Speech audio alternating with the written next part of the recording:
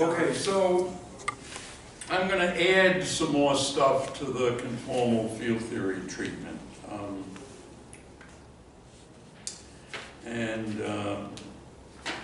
So what I'm going to do is, and here I'm following something that people call the Big Yellow Book.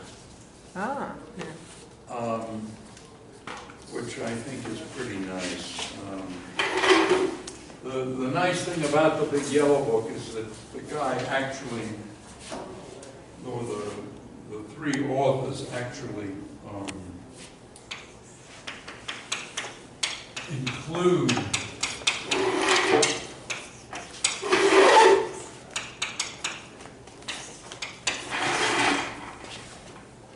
here, of course, del dot y is equal to.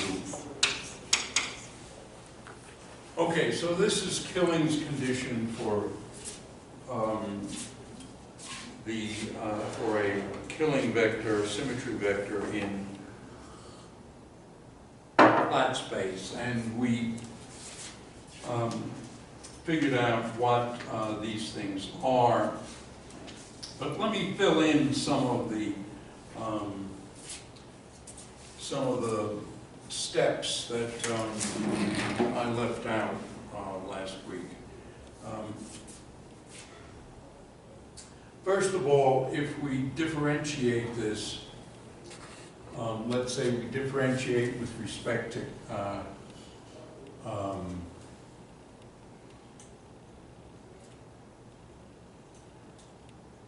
we differentiate with respect to I, so we get di yi comma k plus di yk comma I equals 2 over d, and this just pulls down the I and makes it a k, so that's dk of del dot y. And now this thing is basically box of yk, di, di, and this one is dk of del dot y equals that. And so putting them together, what we get is 1 minus 2 over d dk del dot y equals minus, I'll write box as del squared yk.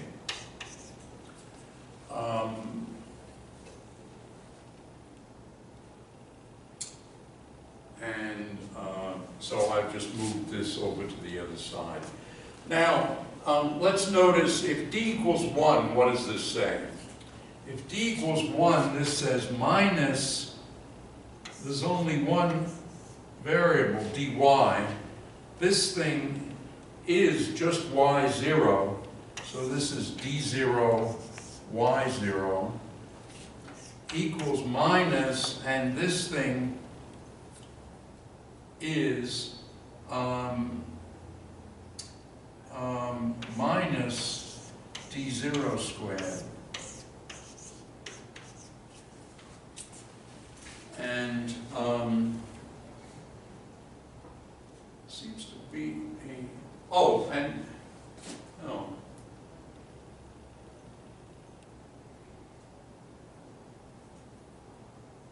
Oh, right. This is a 0.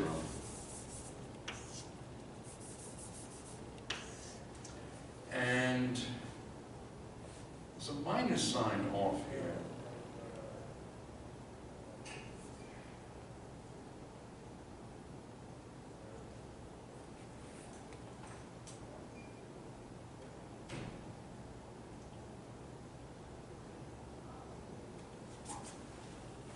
Sorry, you were saying you're setting d equal to 2?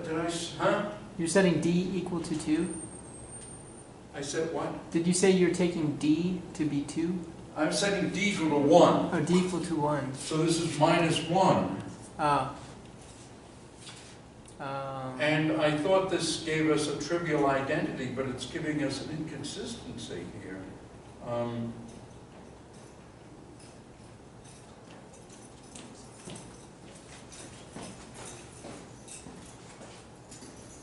Oh, wait a minute, is this a 2? No, it's just your box, right?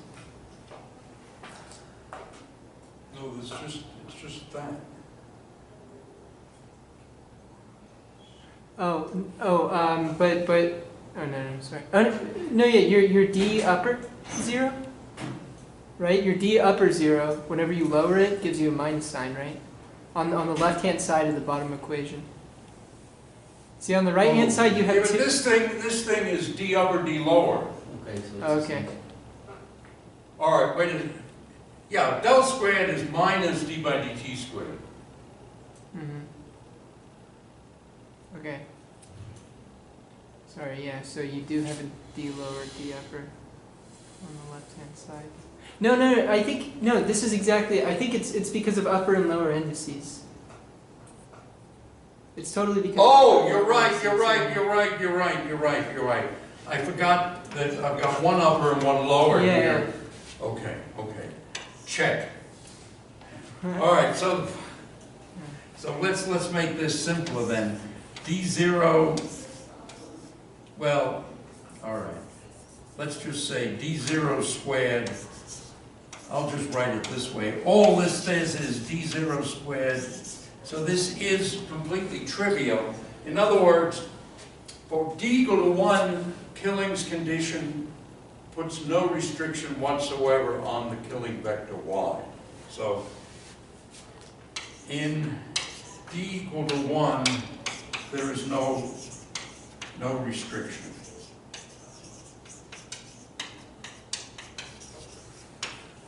Okay. Boston, you get another candy. Sweet. In D equals 2, on the other hand, we get a very nice relation. If I go back up to D dimensions here, it's then 1 minus 1, which is 0, dk del dot y equals minus del squared yk. So this means that del squared yk equals 0. And so the Killing vector has to solve this equation, which is either a harmonic equation or it depends on what that is. In other words, it's dl yk equals 0. This is the equation for D equals 2. But anyway, let's go on a little bit further with this. Let's go back to the equation.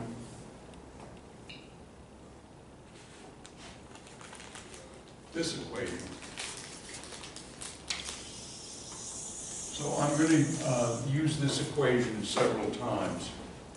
Let's differentiate this again. Oh, instead of 1 minus 1, let's write it the way it was. 1 minus 2 over d dk equals minus dk. Okay, so this is the equation that came from that before I started to erase and change things. If we differentiate this with respect to I,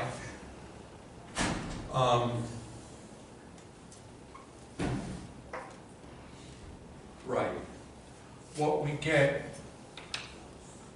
is d minus 2 di dk of del dot y equals minus d the dimension of space-time, not a differential, d squared y k comma I.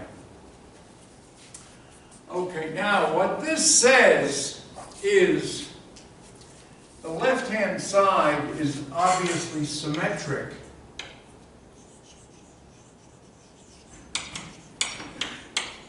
in I and k. So the right-hand side must be symmetric. So that means, so the Laplacian of dki must equal the Laplacian of dik. Now, if we apply this symmetry and a box to Killing's condition, which is this one, so in other words, we'd apply box to this condition, what we get is, let me do it in 2 steps then. If we apply box to that condition, we have box yi comma k plus box y k comma I equals 2 over d eta I k box divergence of y. That's box applied to Killing's condition. Now we recognize that this is symmetric, so this is equal to 2 box, and we, what did I call it? Yik? I called it yki for some reason. Okay, that doesn't matter. But now, if we compare the right-hand side of these last two equations, in particular, we compare the right-hand side of this equation with the right-hand side of this equation, in particular after we've divided out to 2, what we get is d minus 2 di dk plus eta ik box on the divergence of the Killing vector has to vanish. So that's a third order differential equation that the Killing vector has to satisfy. Remember that, and this is arbitrary dimensions. Remember, in 2 dimensions, we've got essentially we've essentially said almost everything in that equation. But now what we're going to do is we're going to differentiate this equation yet again. And if we do,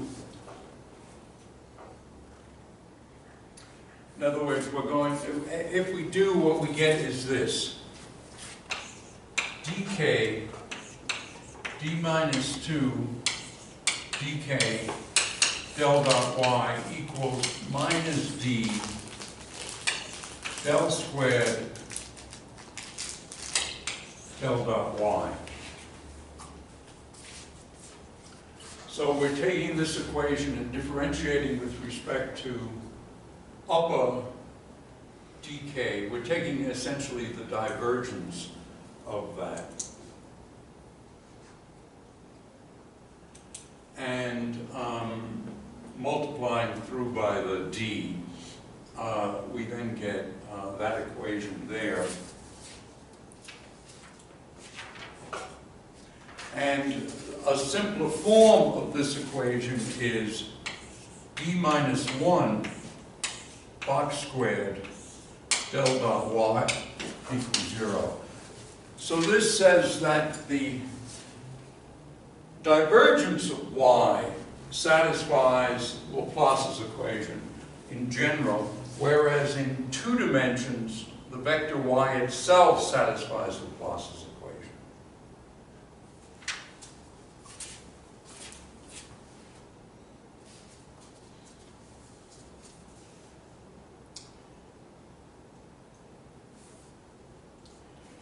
So let's recall what we've got here. In d to the 1, no restriction.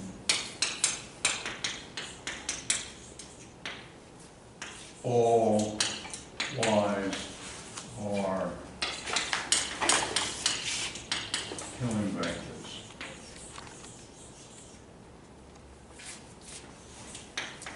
D equal 2, d squared yk equals 0. Okay, now I want to focus a little bit on d equals 2. And a little puzzled, I thought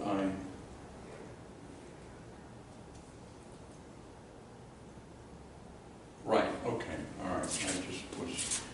Okay, so what are we going to do? Well, there are 2 cases. Let's suppose that eta ik is just the Kronecker delta delta ik. So we're in Euclidean 2 space. So first case, Euclidean 2 space.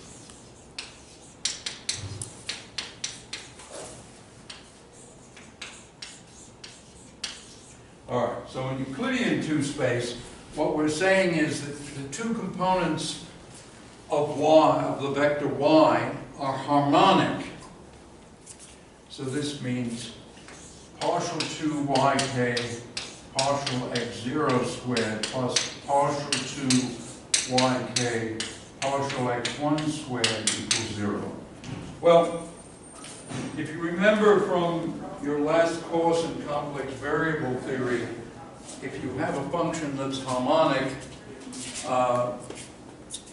you can take it to be the real or imaginary part of an analytic function. Or to put it differently, the real and imaginary parts of an analytic function are harmonic, and the reason for that is the Cauchy-Riemann condition. So what we've got here are x0 and x1, and we're going to combine them into a complex variable z called x0 plus ix1, and then we're going to let f of z be an analytic function, and we're going to call that analytic function y0 plus I y1. And if we want, we can call them of z, or we can think of it as x0, x1. The Cauchy-Riemann conditions then are y0 comma 0 is y1 comma 1, and y0 comma 1 is minus y1 comma 0. To write this in more familiar terms, this is the,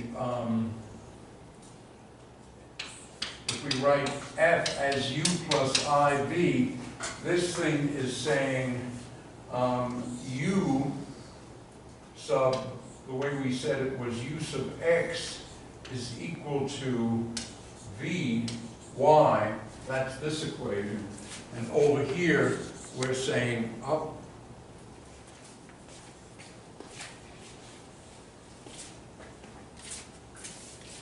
we're saying u sub y is minus v sub x. So those are the old way of writing, the ordinary way of writing the Cauchy-Riemann conditions. Here, they take this form, and if we now compute y0 comma 0, 0, this is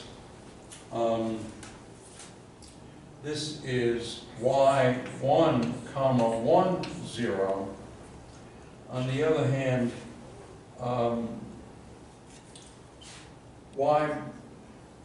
right. Okay, yeah. And then if we compute y0 comma 1, 1, well,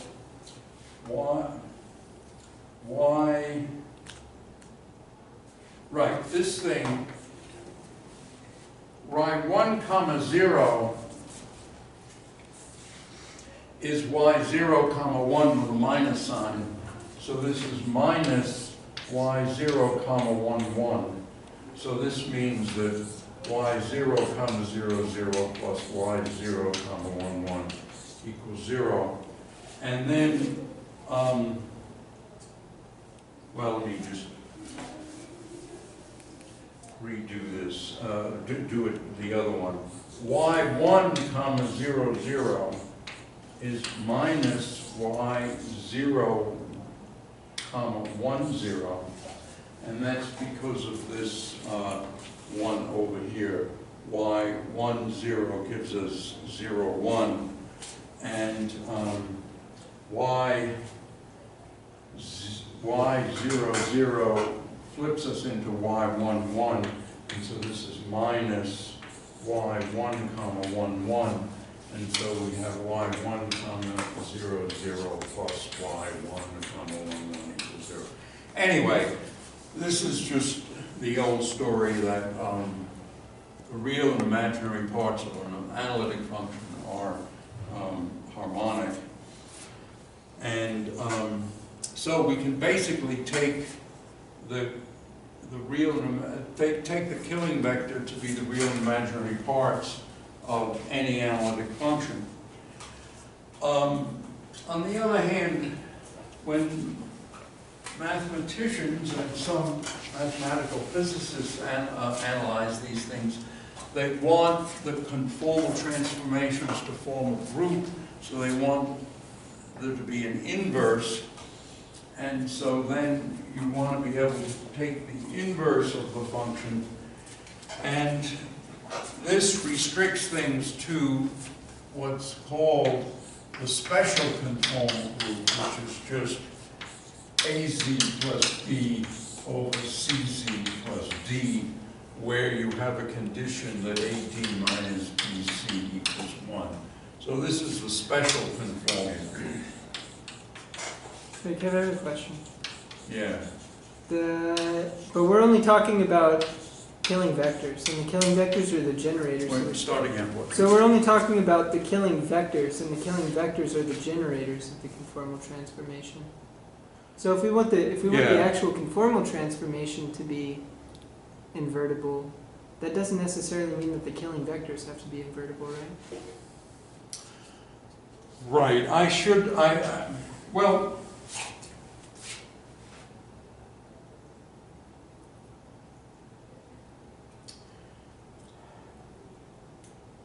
I kept with the y's as opposed to talking about the actual.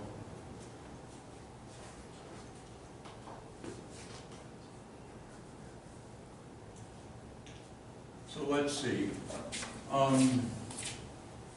Here what we're saying is x prime I is xi plus epsilon yi, right? Mm-hmm. That's the infinitesimal form, and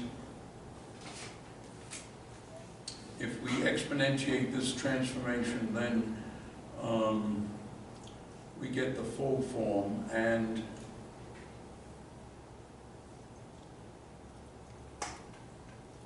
It's like the exponential of an So- analytic function analytic or something. read that again. Is the exponential of an analytic function always analytic, I suppose? Is that true? The exponential of an analytic function will always be analytic? Yeah. Yeah, so maybe that's... Yeah. Maybe that's... So-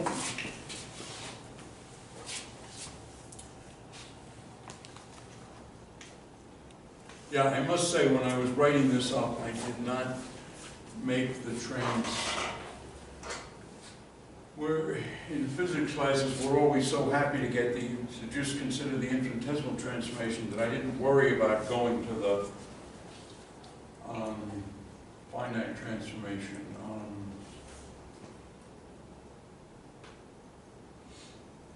All right. Anyway, so this was in Euclidean space. If we go to we stay with d equal to 2, and we go to Minkowski space.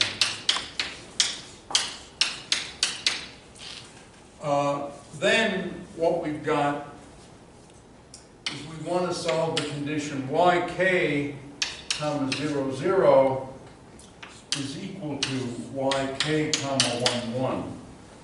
That's the same thing as dl yk equals 0 in Euclidean, in Minkowski space. And so what we do is we go to light cone coordinates.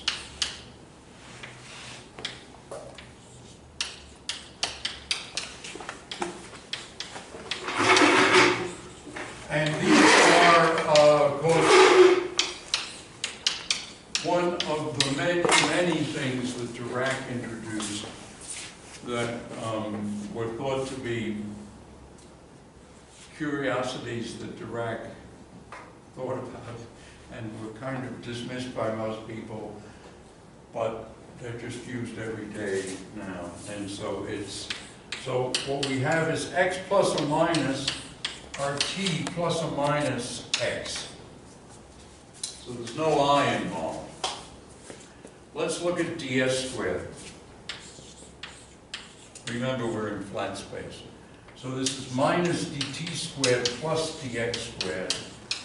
And we can write this as minus dt plus dx, dt minus dx.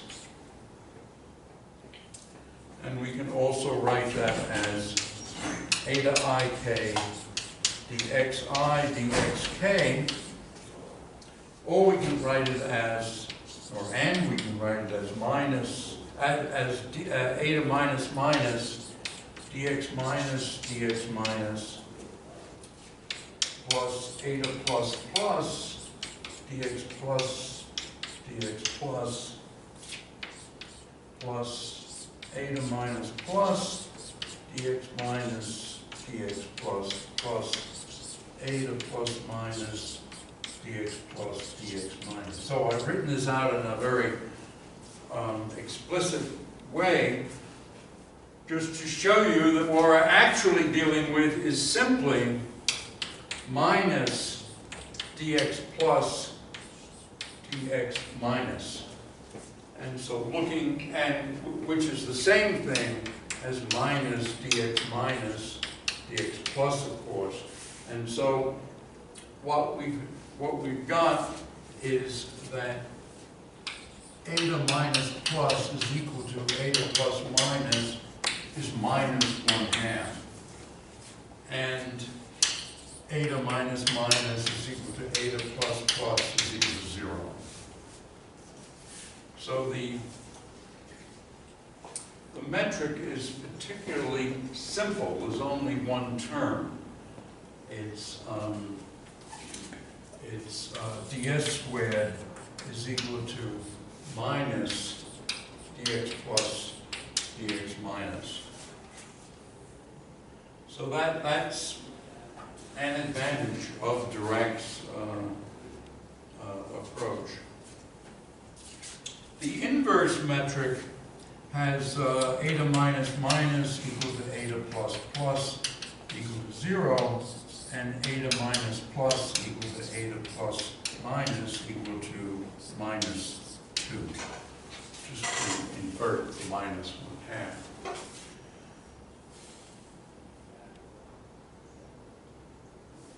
So the like-term derivatives are 1/2 dt plus or minus dx,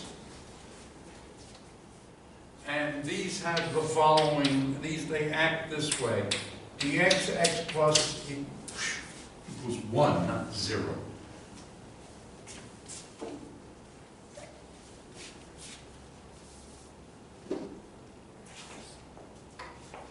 D minus x minus equals 1. D plus x minus equals 0. D minus x plus equals 0. So that means then that this equation, dl yk, 0 equals that, we can write as d minus d plus yk, and that's of course the same as d plus d minus yk. This plus is a little cockeyed.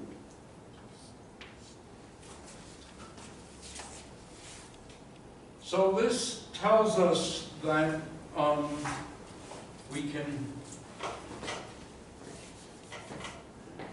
can find solutions rather easily. Namely, we can say that yk is just yk of x plus, or yk is yk of x minus.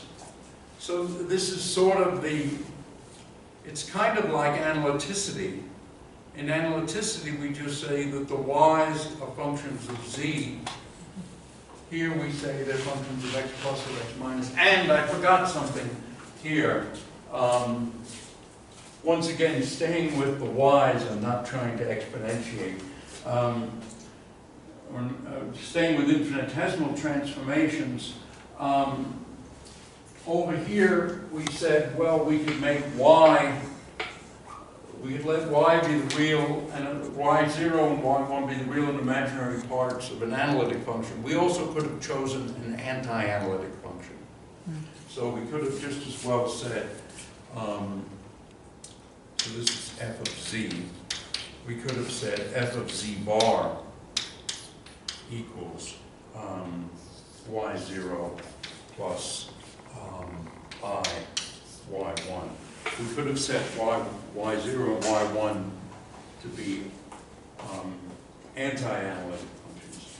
And so we have, in both cases, we have a double infinity of solutions, or a quadruple infinity, because we have two analytic functions, two independent analytic functions, or two independent anti-analytic functions. That's a fourfold infinity. And over here also we have a fourfold infinity. y0 and y1 can be functions of x plus or x minus, and there's of course infinitely many of each.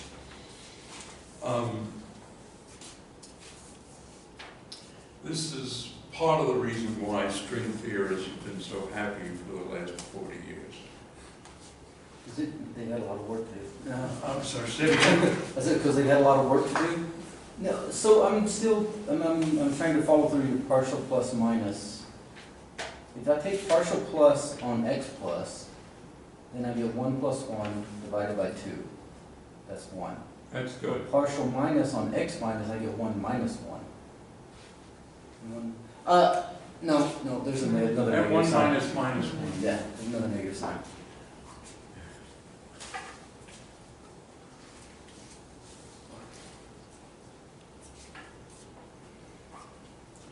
So for d equals 2, we have lots and lots and lots of solutions. D equals 1, there's no restriction at all. Any y, it's just one y, y0. Y0 can be anything. On the other hand, it's only going to be a function of one variable, so in a sense, we have fewer solutions for y. We have fourfold infinity for elliptic and Minkowski space in 2 dimensions. In 1 dimension, we say y can be an arbitrary function. But an arbitrary function, well, we already have fourfold arbitrary functions for 2 dimensions. So in a sense, it's not. Anyway, it's, all right, let's go to t greater than or equal to 3. And this will take us back to where we were last time, but with more understanding. In order to do that, let's go back to these equations. Can you flip the camera around, please? Unfortunately, I don't have equation numbers on the board, but so let's see.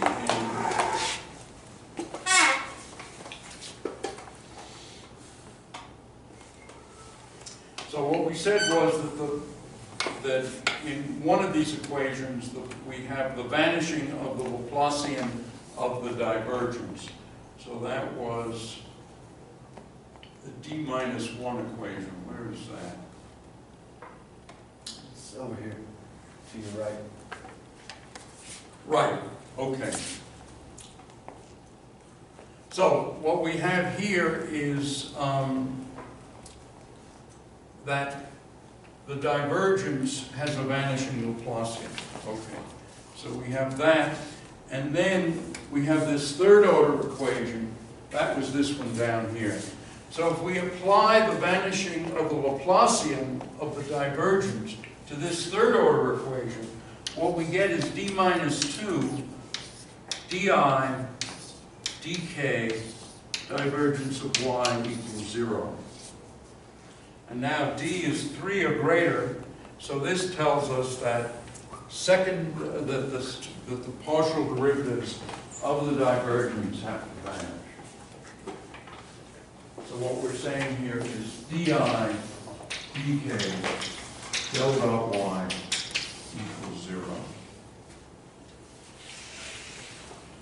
And so that means that the divergence of the Killing vector has to be at most linear.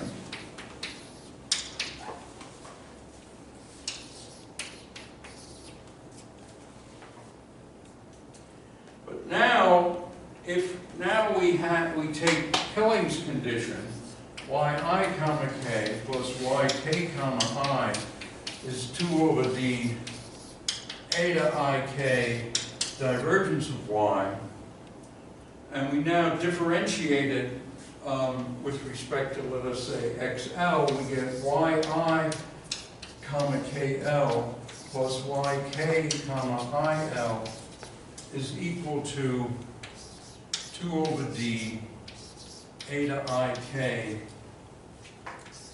del dot y comma l. And now we're going to add to that equation the same equation with k and l interchanged. So that equation is yi comma, we don't need to fix this first term, but the second term changes to yl comma ik equals 2 over d eta il del dot y comma k. And now we want to subtract from the sum of these two equations a third version of Killing's equation, which is this one with, well, let me just write it down. It's yk comma l. Let me write it down. Let me derive it and then write it down.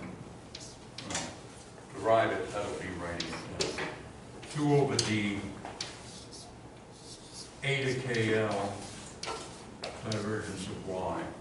And now we do the ith derivative of this, so we put an I there, and comma I, like that. Okay, so now the reason for doing that is that the first term of this, if we subtract, cancels that. The second term, and we subtract, cancels that. And so if we add this plus this minus that, what we get is, well, let's use this part of the blackboard. We get 2yi comma kl, and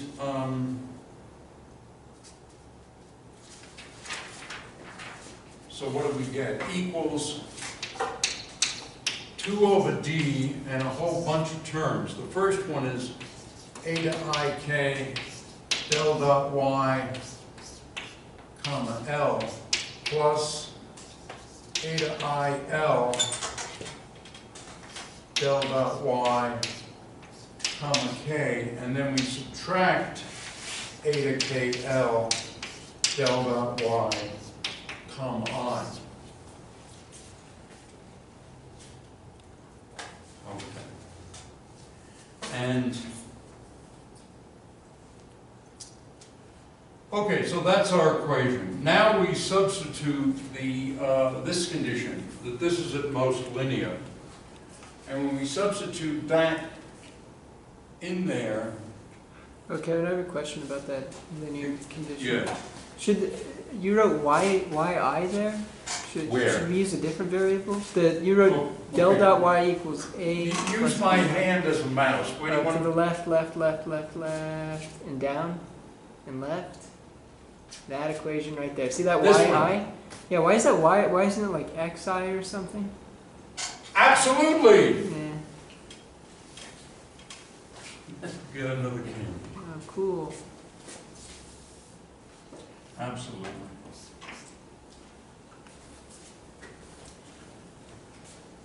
Yeah. All right, hold on. Let me.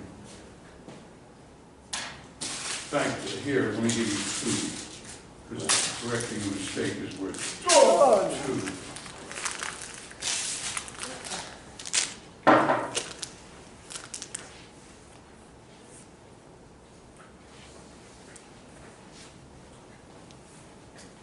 Okay, so now we substitute the most linear condition into this equation.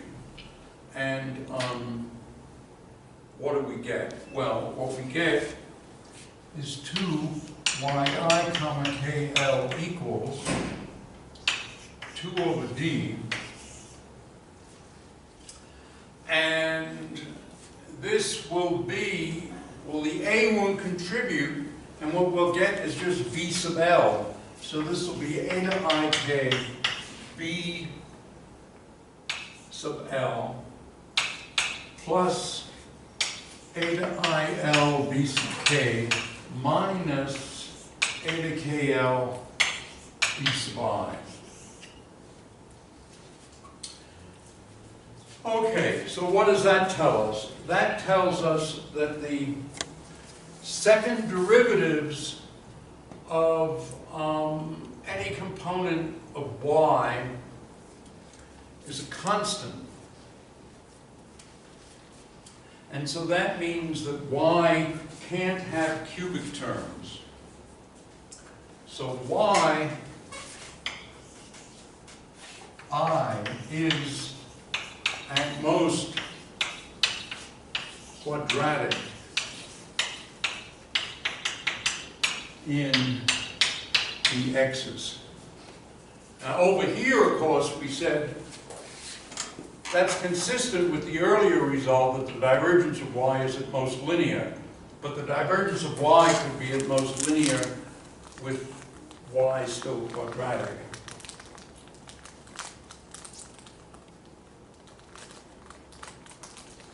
So, the canonical way of writing, or a canonical way, actually this is not the canonical way, but I was running out of indices. I was running out of symbols, and so I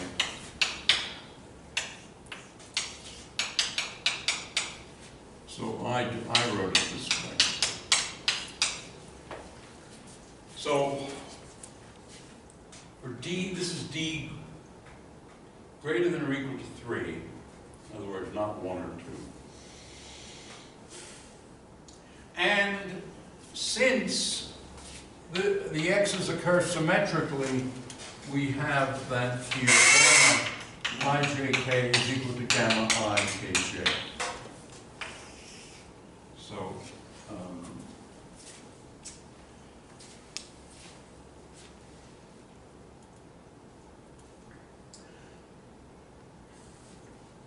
now, Killing's condition, which we still have with us, this condition has to hold for all x's, and consequently, we can apply, if we apply it to the y's, we can restrict it to the case by successively differentiating it. We can apply it to the alpha term, then the beta term, and then the gamma term, or going backwards, first the gamma term, then the beta term, then the alpha term. There's no restriction on alpha because Killing condition involves at least one derivative, so alpha is arbitrary. So we get alpha I is arbitrary.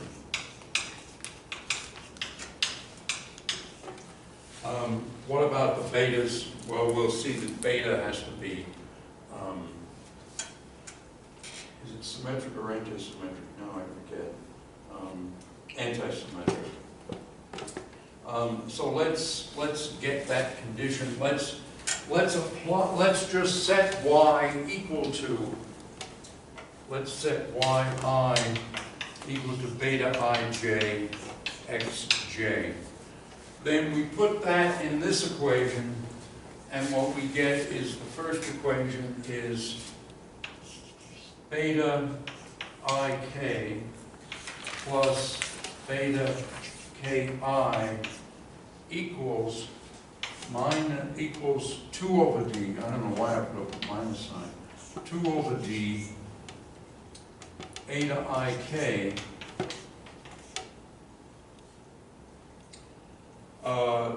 del dot y L. So del dot y is, I should have written this down. well, it's beta LL. So that's the equation that we get. And that means that beta is the sum of an antisymmetric piece plus something that is proportional, that is just diagonal. In other words, that beta ij is bij plus c eta ij, where bij is minus bji. So in other words, if we look at this equation again, if I is not equal to k, then these guys have to cancel. So for I not equal to k, it's antisymmetric. That's the antisymmetric piece. And then when k is equal to I, then it has to be beta II has to be proportional to eta II. So beta ij is antisymmetric plus c eta. So these give us the dilations. And these, of course, give us the Lorentz transformations.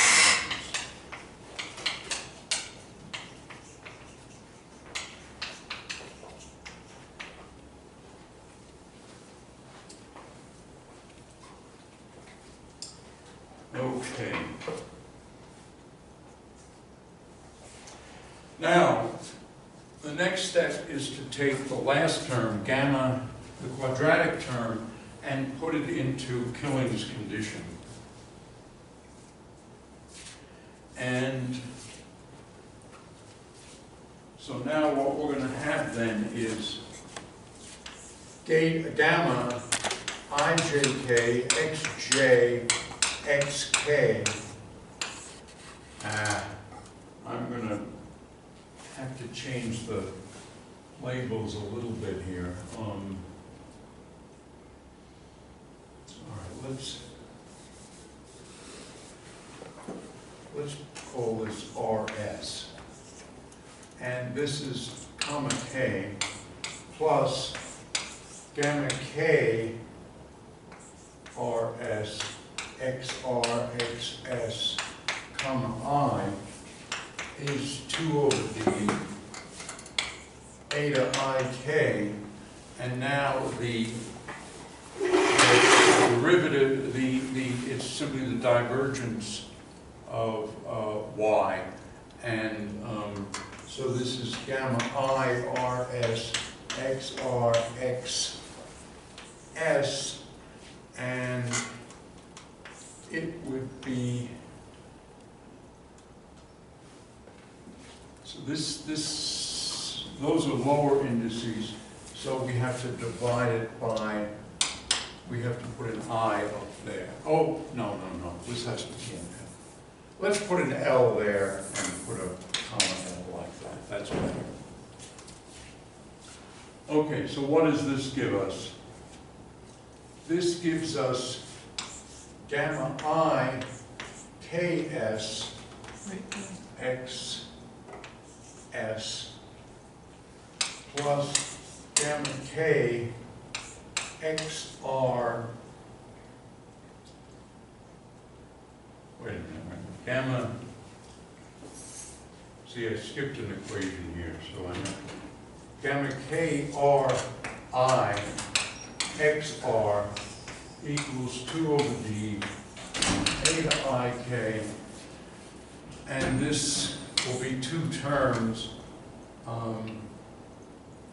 This will be gamma L LS XS, and in fact the other one is just a 2. Okay.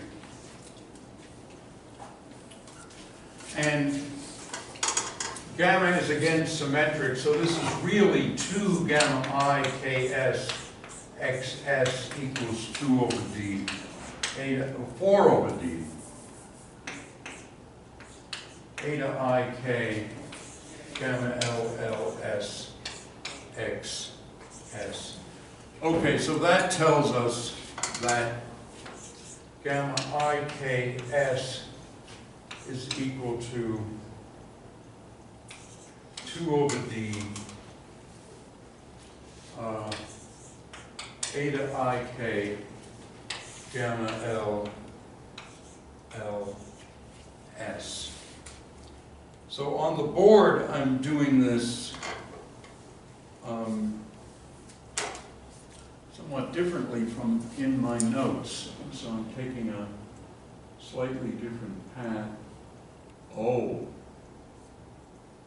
Yeah, hold it, guys, hold it. My notes are right. I should always follow my notes. I went to here assuming too much symmetry. This is symmetrical on the last two indices, not involving the first index.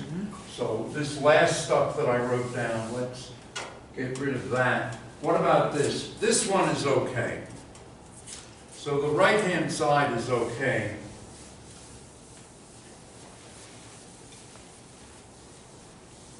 What we get are 4 equations. One of them is gamma I, K, replace S by L, IKL plus gamma K, Li, or IL, on the last two it doesn't matter, equals, and the word, oh wait a minute,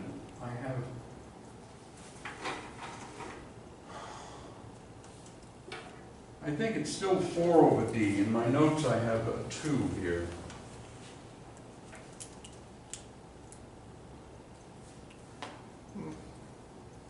Well, the line above will be Yeah, issue so- 4. I think The that, line, No, down one. yeah, so I think that actually on the left-hand side, you should have an extra factor of 2, because you need to do the product rule whenever you differentiate, right? absolutely brilliant.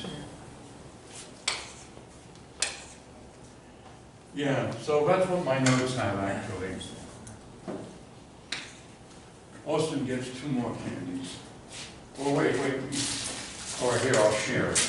I was trying to get it to you, Austin.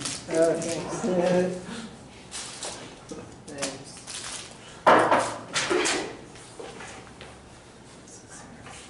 All right, so this is what I had in my notes. Now, however, what we're going to do is we're going to introduce a better notation. We're going to say that gamma L, L, S, and let me make sure I have this right, divided by D, we're going to call that D sub S. And now I see that D was a bad choice, but all right, let's stay with my notes. So this is 2 eta ik d sub s. Oh, and we canceled the xs, which is how we got that result. All right, look. So what we're getting is several different equations here according to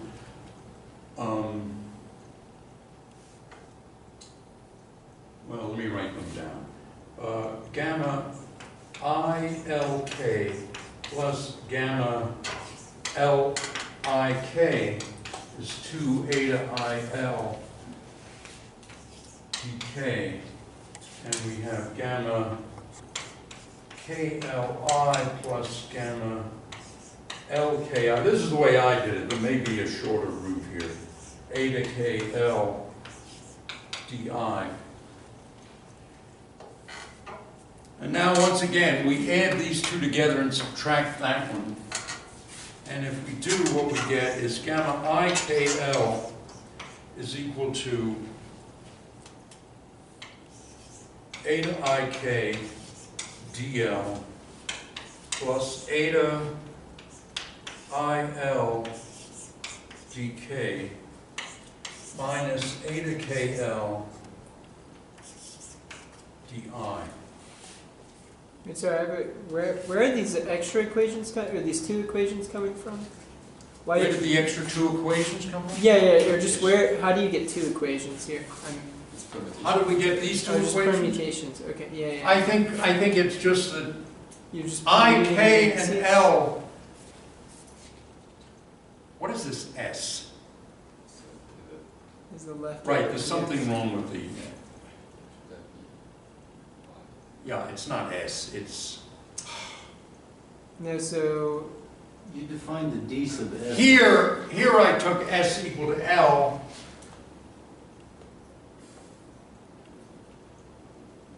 how do you get rid of the x?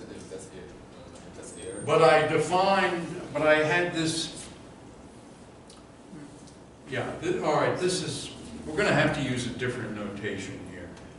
So let me change this variable L.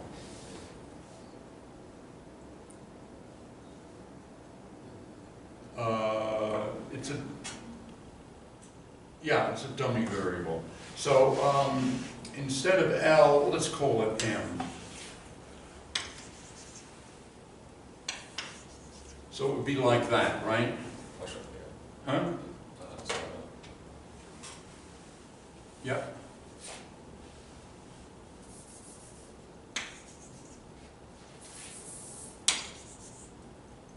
Okay. And so then it would be two terms like this. And then There should be no Then- partial.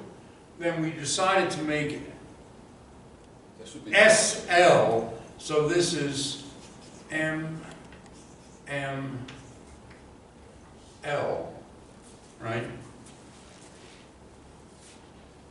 And over here, I mean, of course, it doesn't matter what we call it, but so I'm calling, and we had SL.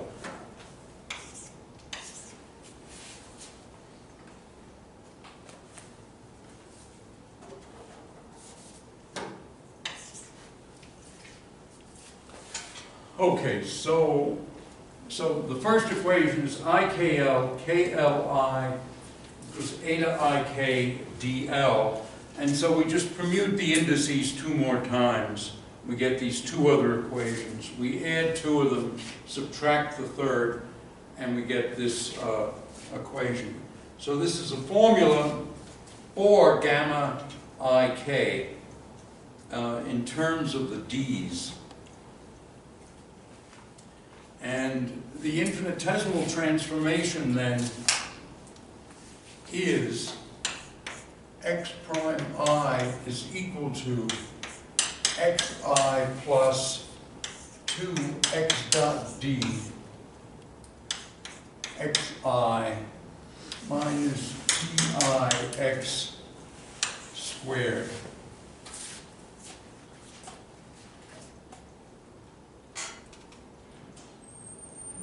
So in other words, we don't have to solve for the gammas really. We can just call them D's. Well, we have solved for the gammas in terms of the D's.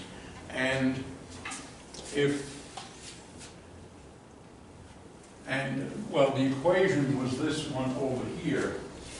So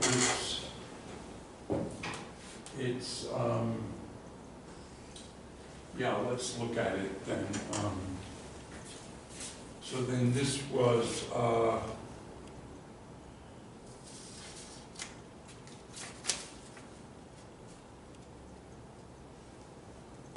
this is, by the way, why the guy who does those videos, what is his name? Tobias or something? Osborne. Yeah. Well, he skips all the derivations. Yeah. He does no derivations, which means he essentially doesn't explain anything Yeah. in a sense. And It's an exercise. okay, so where was I?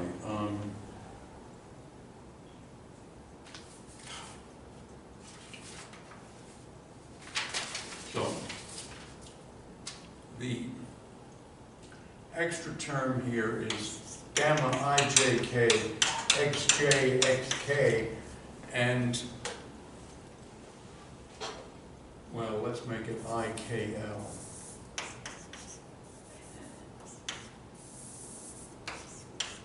And so this is eta IK dl plus eta IL dk minus eta KL di, all that times xk xl. So this one gives us x lower I d dot x. Right, the first term gives us that. The second term gives us also d dot x, x lower I, so that gives us two of those. And the third one gives us minus di x squared. And indeed, that's exactly what we have here. Okay. So that's the infinitesimal conformal transformation. And the finite form, after you've exponentiated it, is x prime I is xi minus xi minus di x squared over 1 minus 2 d dot x plus d squared x squared.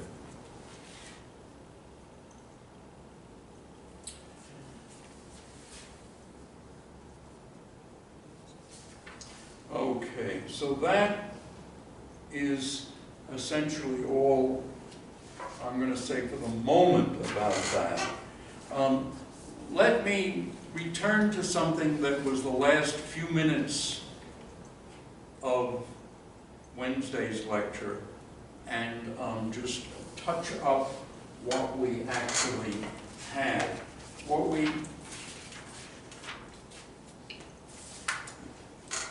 we had was that the change in a half phi comma I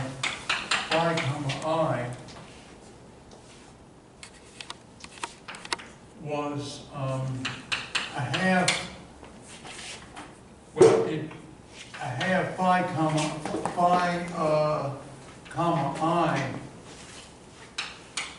comma j 2 over d eta ij y l comma l plus phi comma I phi comma j comma I y j. And we were able to combine that to 1 over d phi comma I phi comma I phi comma L phi comma y comma L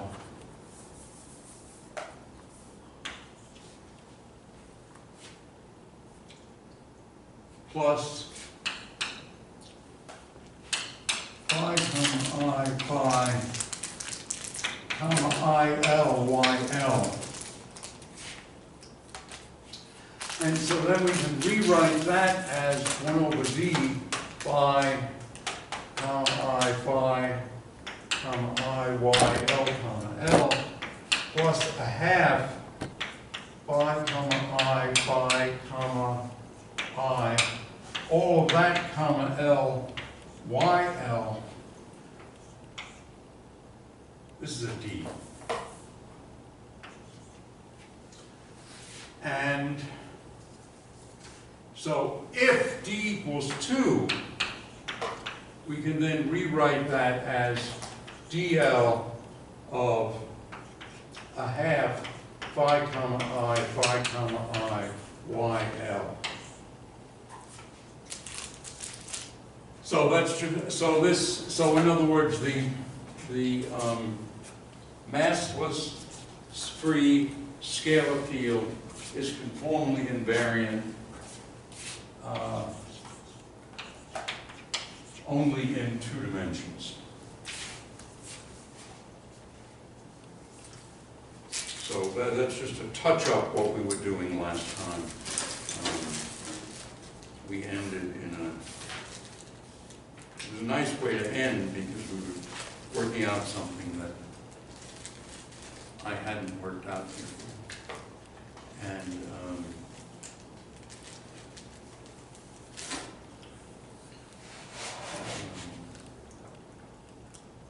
Is there any like is there any general method by which, like, suppose you give me a theory that is not conformally invariant, can I like throw in some extra fields in order to make it conformally invariant? that's a much good like how we question. engage invariance? I don't know. In the class notes, I've added a couple of references. One is something called the Big Yellow Book. But you both know what it is? Yeah, he has it. Well, anyway, I gave a more formal definition of it on, if you look at sw.pdf, but you need to download the most recent version of sw.pdf. Or it's maybe, I don't know which PDF it is, but certainly SW has it. And then there's something by, I put in, I think some part of Anthony Z's book. Well, I referred to it, I didn't put the book there, I'm just referring to the two books. And then there are some, there's an archived paper by Paul Ginspar called Applied Conformal Field Theory, which is also worth looking at, although it also skips it skips a great many of the derivations.